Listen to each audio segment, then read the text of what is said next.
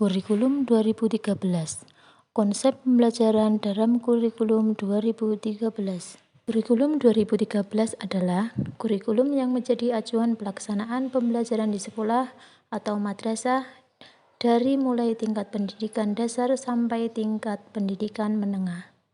Standar kompetensi lulusan yang diharapkan dapat dimiliki peserta didik adalah yang pertama, sikap, yaitu memiliki perilaku yang mencerminkan sikap orang beriman, berakhlak mulia, berilmu, percaya diri, dan bertanggung jawab dalam berinteraksi secara efektif dengan lingkungan sosial dan alam serta dalam menempatkan diri sebagai cerminan bangsa dalam pergaulan dunia. Yang kedua, pengetahuan, yaitu memiliki pengetahuan faktual, konseptual, prosedural, dan metakognitif dalam ilmu pengetahuan, teknologi, seni, dan budaya dengan wawasan kemanusiaan, kebangsaan, kenegaraan, dan peradaban. Yang ketiga, keterampilan, yaitu memiliki kemampuan pikir dan tindak yang efektif dan kreatif dalam ranah abstrak dan konkret sebagai pengembangan dari yang dipelajari di sekolah secara mandiri. Kurikulum 2013 mengandung dua modus, yaitu 1. Pembelajaran langsung, dan yang kedua pembelajaran tidak langsung.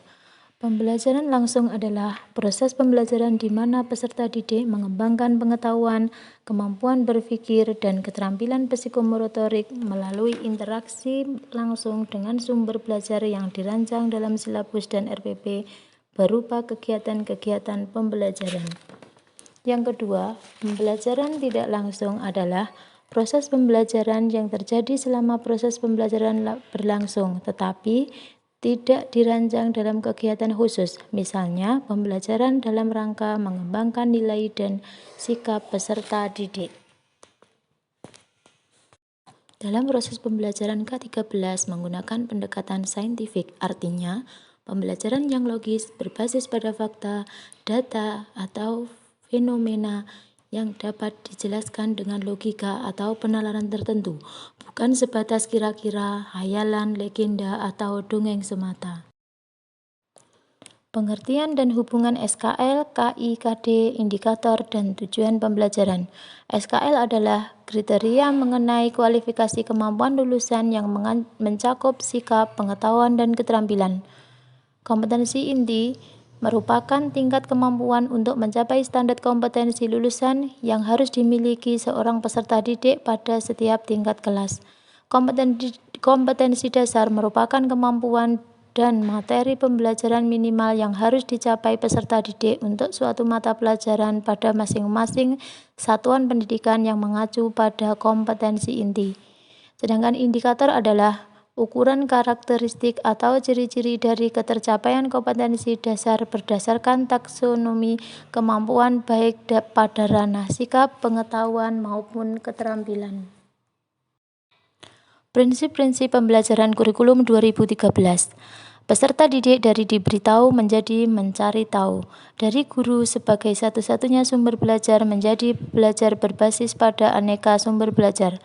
Dari pendekatan tekstual menjadi pendekatan ilmiah, dari pembelajaran berbasis konten menuju pembelajaran berbasis kompetensi, dari pembelajaran parsial menjadi terpadu, dari pembelajaran yang menekankan jawaban tunggal menuju jawaban multidimensi, dari verbalisme menjadi keterampilan aplikatif, peningkatan dan keseimbangan antara keterampilan fisik dan mental, mengutamakan kebudayaan dan pemberdayaan sebagai pembelajar sepanjang hayat, menerapkan nilai-nilai dengan keteladanan, pembelajaran berlangsung di rumah, di sekolah, dan masyarakat, menerapkan prinsip bahwa siapa saja adalah guru, siapa saja adalah siswa, dan siapa di mana saja adalah kelas.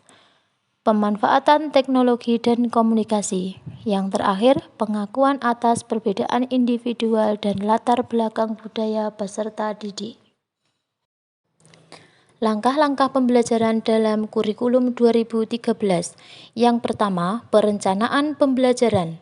Dalam perencanaan pembelajaran, kita membuat dua komponen. Yang pertama silabus, yang kedua RPP. Silabus merupakan acuan penyusunan kerangka pembelajaran untuk setiap bahan kajian mata pelajaran. Silabus paling sedikit memuat identitas mata pelajaran, identitas sekolah, kompetensi inti, kompetensi dasar, tema khusus untuk SD atau MI, materi pokok, pembelajaran, penilaian, alokasi waktu, dan sumber belajar. RPP adalah rencana kegiatan pembelajaran tatap muka untuk satu pertemuan atau lebih. Adapun komponen RPP terdiri dari identitas sekolah, identitas mata pelajaran, kelas, materi pokok, alokasi waktu, tujuan pembelajaran, kompetensi dasar, materi pembelajaran, metode pembelajaran, media pembelajaran, sumber belajar, langkah-langkah pembelajaran, dan penilaian hasil pembelajaran. Untuk pelaksanaan pembelajaran juga terbagi menjadi 3 tahap. Yang pertama, kegiatan pendahuluan.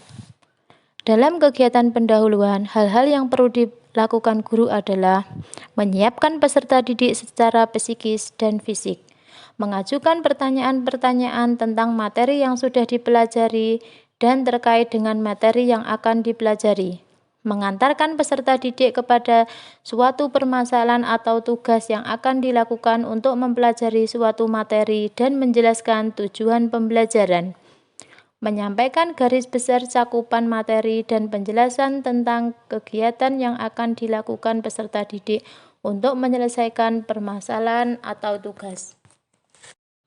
Kegiatan inti.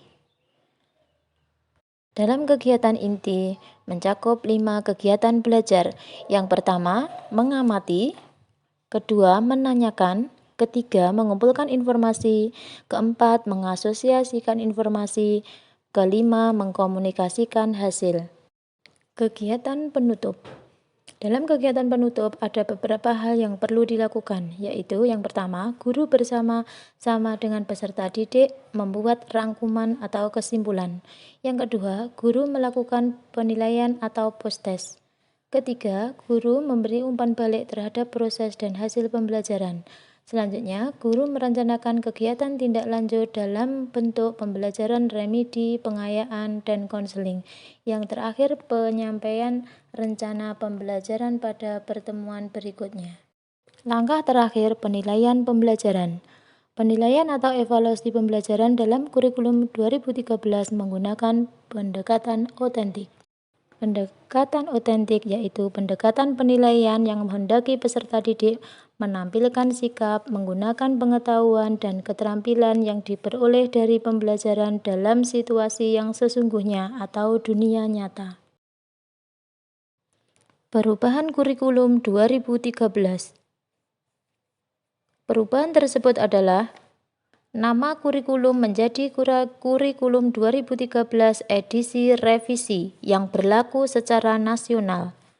Penilaian sikap KI 1 dan KI 2 sudah ditiadakan untuk setiap mata pelajaran kecuali pada bidang studi PAI dan PKN. Jika ada 2 nilai praktek dalam 1 KD, maka yang diambil adalah nilai yang tertinggi. Pendekatan saintifik 5M bukanlah satu-satunya metode saat mengajar, dan apabila digunakan maka susunannya tidak harus berurutan. Silabus Kurtalis edisi revisi lebih ramping, hanya 3 kolom, yaitu kompetensi dasar, materi pembelajaran, dan kegiatan pembelajaran. Perubahan terminologi ulangan harian menjadi penilaian harian.